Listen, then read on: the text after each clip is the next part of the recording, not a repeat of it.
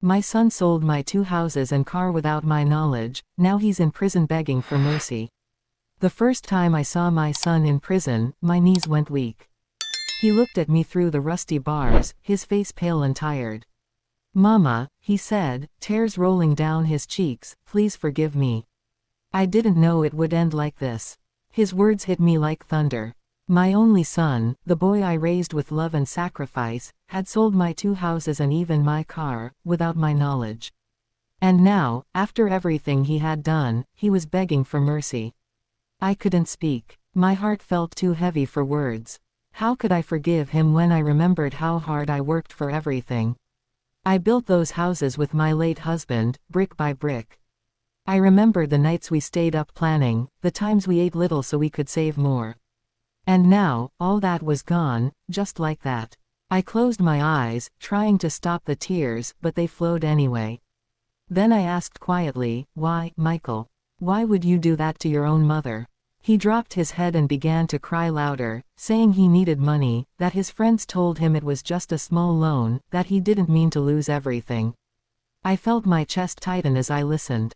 I wanted to believe him, but deep down, I knew greed had taken over his heart. Everything had started months before that moment, but I didn't see the signs. I was too busy trusting my son. I remember the first strange thing that happened. One morning, I got a message from my tenant saying they had a new landlord. I laughed, thinking it was a mistake. How could someone else claim to own my house? But later that day, a man came to my gate holding documents, saying he had bought the property. My heart skipped. I called Michael immediately, and he said, "Oh, don't worry, Mama. It's just some mix-up. I'll fix it." He sounded calm, too calm for someone facing such a serious issue. That was the first time I felt something was not right. 2 weeks later, my car went missing from the compound. When I asked Michael, he said he had taken it to the mechanic. But when I didn't see it for another week, I demanded to know the truth. That was when he raised his voice for the first time, telling me to stop nagging him, that he was handling everything. It was like he had become someone else. My kind, quiet son had turned into a stranger before my eyes. I didn't know then that he had already sold the car to pay off some gambling debts. My heart sank when I later found out. But the real shock came one morning when I went to the city council to renew the property tax papers. The officer looked at me with confusion and said, "Madam, but your houses are no longer in your name." I froze. "What do you mean?" I asked. He turned the screen toward me, and there it was, my son's signature, transferring both houses to a buyer.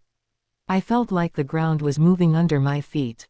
My head spun, my hands shook, and I almost fainted right there. That was the moment my world broke into pieces. I rushed home, praying it was some mistake. But when I got there, Michael was gone. His clothes were missing, and his phone was switched off. I sat on the floor, crying until my eyes hurt. Neighbors gathered around, whispering in shock. My heart screamed silently. How could my own blood betray me like this? For days, I couldn't eat or sleep. I just sat in the sitting room, staring at the empty spot where my car used to be, remembering the laughter we once shared. 3 weeks later, the police called. They said they had caught a young man trying to sell forged papers of another property, and my name came up in the investigation. When they told me it was Michael, I dropped the phone. I couldn't breathe. My son, my only child, was now a criminal. That night, I couldn't stop hearing his voice as a little boy, calling me, "Mama," with his tiny hands around my neck. I broke down and cried till morning.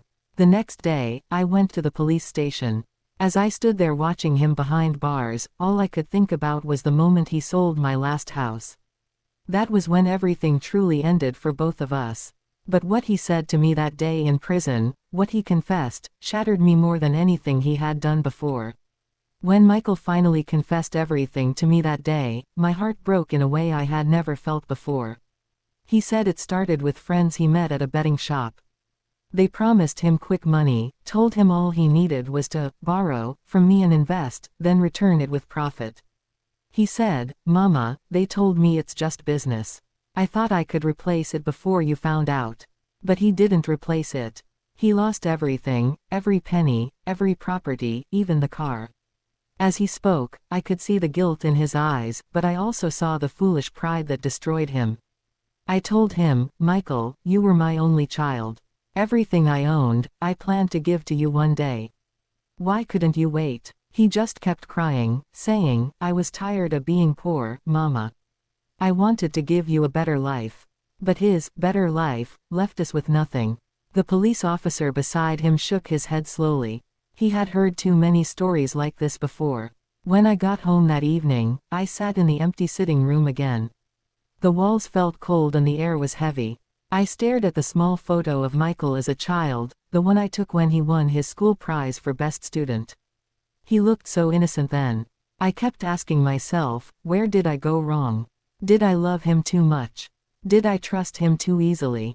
I remembered when his father died. Michael was only 15. I promised his father on his deathbed that I would protect him no matter what. That promise echoed in my heart like a curse that night. The next few weeks were filled with endless police visits and court summons. I had to testify about the properties and provide proof of ownership. Each time I stepped into the court, my legs trembled. People whispered around me, saying things like, that's the mother whose son sold everything. Their words cut deep, but I kept my head up. I told myself, you didn't raise him to steal. You raised him to be good. Yet, shame followed me everywhere. Michael's friends had already run away. He was left to face the crime alone. One of the buyers who had purchased my house even came to see me. He said, Madam, I'm sorry, but I bought it legally from your son. I didn't know it wasn't his property. I wanted to scream, but I just nodded weakly. I couldn't blame him. The law was now against both of us. One night, I heard a knock at my door. It was raining heavily, and I almost didn't open. But when I did, I saw a young woman standing there, soaking wet. She said, Ma, my name is Clara. I was Michael's girlfriend. My eyes widened. I had never heard of her before. She looked down, holding a small bag. He told me to give you this, she said, handing me a crumpled envelope. I opened it and found an old photo of us, me, Michael, and his late father, folded neatly beside a note. The note said, Mama, I am sorry. If I ever get out of here, I promise I'll start again. Please don't give up on me. I pressed the paper to my chest and cried silently. I could feel his pain, but I also felt my own deep anger. Love and hate wrestled inside me. I thought about visiting him again, but my pride stopped me. I told myself I'd go after the hearing was over. A week later, the court gave its verdict. Michael was sentenced to 3 years in prison for fraud and illegal property sale. I sat quietly as the judge read the sentence. Michael looked at me one last time before they took him away. Tears streamed down his face, but I couldn't cry anymore. My tears had run dry. That evening, as I walked back home, something unexpected happened. When I reached my gate, I saw a group of men waiting for me. Their faces were hard, their voices low. One of them stepped forward and said, Madam, your son owes us money. If you don't pay, we'll make you pay in another way. My heart stopped. I tried to speak, but my throat was dry. I realized then that Michael's troubles were far from over, and now, they had come for me. The men's words froze my blood. Rain was still drizzling that night, and the sound of it hitting the ground mixed with the pounding of my heart. We just want what he owes, one of them said, stepping closer. His eyes were cold and threatening. I could smell alcohol on his breath. I clutched my wrapper tightly and whispered, Please, he's in prison. I have nothing left. But they didn't care. They said Michael had borrowed money to double his earnings and had used my name to gain their trust.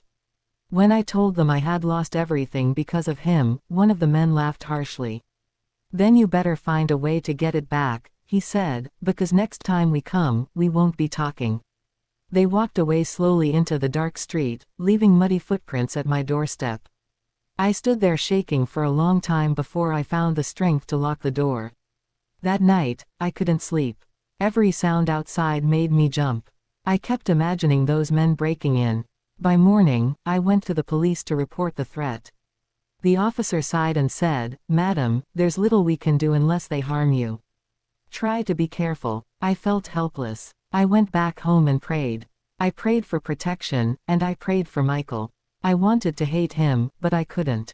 He was still my son, even if he had broken my heart. Days turned into weeks. I started selling small snacks by the roadside just to survive. The shame of losing everything was heavy, but I refused to beg. Some neighbors avoided me, others pitied me. But one kind woman, Mrs. Anderson, often brought me food and kept me company. She said, "Don't let this destroy you. God can still turn this story around." I wanted to believe her, but it was hard. One afternoon, I received a letter from the prison. It was from Michael. My hands trembled as I opened it. Inside, he wrote about how life in prison was changing him. He said he had met a pastor who was teaching him to pray, and he was learning carpentry to keep busy. He wrote, "Mama, I know I hurt you deeply, but please believe me when I say I've changed. I think about you every day. I just want one chance to make things right when I get out." Tears filled my eyes. Maybe, just maybe, there was still a small light left in him. I decided to visit him the following week. When I got there, he looked thinner but calmer. He smiled when he saw me and said, "You came." I nodded. For a moment, there was silence between us. Then he said, "Mama, I want to pay back everything I took from you one day. I want to make you proud again." I wanted to believe him so badly. I told him, "Michael, you must first forgive yourself and learn from your mistakes. The world gives second chances to those who change truly." He nodded, his eyes wet. As I left the prison, I felt a strange peace I hadn't felt in months. Maybe that was the beginning of healing. But that peace didn't last long. 2 nights later, I heard noises outside my window again. When I peeped through the curtain, I saw shadows moving near the gate. My heart raced. Suddenly, a loud bang shook the door. "Open up," a voice shouted. "We warned you, old woman." Before I could react, a stone crashed through my window, and glass shattered across the floor. I screamed and ran to hide. Behind the sofa, my hands shook as I clutched my phone to call the police. The men were back, and this time, they weren't here to talk. The sound of breaking glass filled the air. I could hear their heavy footsteps outside, pounding on the metal gate. "We warned you," one of them shouted again. My heart thumped so loud I could hear it in my ears. I grabbed my phone with trembling hands and dialed the police. My voice shook as I said, "Please help me. They're breaking into my house." Before I could finish, I heard another loud crash. They had broken through the small gate. I ran into my bedroom and locked the door. I hid behind the wardrobe, trying not to breathe loudly. I could hear them in the living room, searching and shouting. "Where's the old woman? She must be hiding," one of them said. My entire body was shaking. Minutes felt like hours. I prayed quietly, "God, please protect me. Don't let me die like this." Just as one of them kicked my bedroom door, a siren wailed outside. The men panicked. "It's the police," one shouted. I heard them run out quickly. When the police entered, I burst into tears. 2 officers helped me stand up. "You're safe now, madam," one said gently. That night, I stayed at Mrs. Anderson's house. She gave me tea and told me not to worry. "You've been through too much," she said softly. "You're a strong woman." But inside, I felt broken. My home was damaged, my peace was gone, and my son's mistake had brought danger to my doorstep. The next day, the police called. They had caught one of the men. He confessed that Michael had borrowed a large sum from them months ago and used fake documents with my name to assure them. When he couldn't pay, they came after me. I was speechless. My own son had dragged me into something even worse than I imagined. Days later, I visited Michael again. He looked surprised to see me. "Mama, what happened?" he asked, seeing the cuts on my arm from the broken glass. I told him everything, the men, the attack, the fear.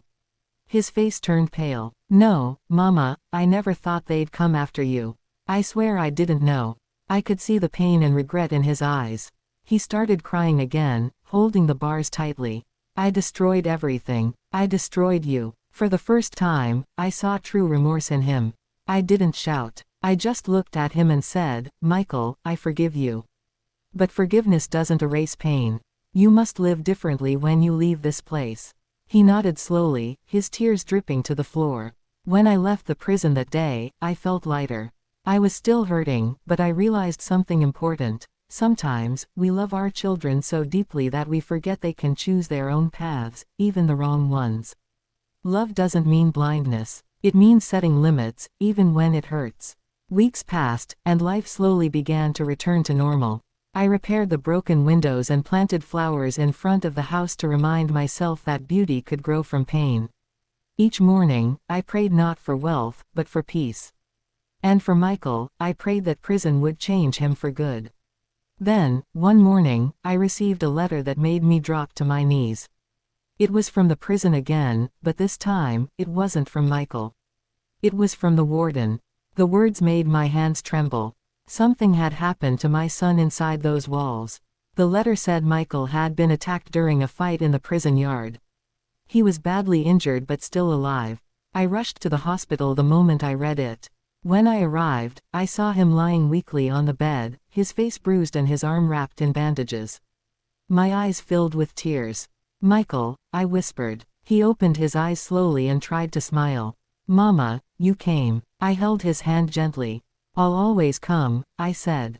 "You're my child." He blinked back tears. "Mama, I thought I was strong, but I was wrong. Everything I did was foolishness. I thought money would fix everything, but it only destroyed me." I nodded slowly. "It's not too late, son. You can start again when you get out. Promise me you'll live right." He squeezed my hand weakly. "I promise, Mama. I've already joined the prison's church group. I'm helping the new inmates learn carpentry. I just want to make you proud again." His voice cracked as he spoke. For the next few weeks, I visited him every Sunday. We talked about simple things, food, music, and memories. Each time I saw him, he seemed calmer, more humble. The pride that once ruled him was gone. I could see a new man growing inside that broken place. When his release day finally came, I waited outside the prison gate. The moment he walked out, he knelt before me, crying. "Mama, I'm sorry," he said. "I know I can't bring back what I took, but I'll spend the rest of my life making things right." I lifted his head and said, "Then do it, Michael. Start with yourself. Learn to live with honesty." He got a job at a carpenter's workshop and began saving. Every weekend, he came home to help me in the small garden. The neighbors who once mocked us began to greet us again. Slowly, peace returned to our lives. One evening, as the sun was setting, Michael sat beside me on the porch and said, "Mama, I've learned something in all this. When you chase money without conscience, you lose everything, including yourself." I smiled faintly. "That's true, my son. And sometimes, pain is the only teacher that listens when wisdom is ignored." He nodded. "I lost your trust, but I'll earn it back one day." I looked at him, my heart full. "You already have, Michael. You already have." As the breeze blew gently through the garden, I knew that forgiveness had healed what punishment could not. And though scars remained, they reminded me that love, true love, can rise again, even from the ruins of betrayal. Life lesson. No amount of wealth is worth the peace you lose when you betray the people who love you. Trust, once broken, can take years to rebuild, but forgiveness is the seed that makes new life grow where pain once lived. If you were in my place, would you forgive him? Tell me what you'd do in the comments, and don't forget to like, share, and subscribe for more real-life stories that touch the heart.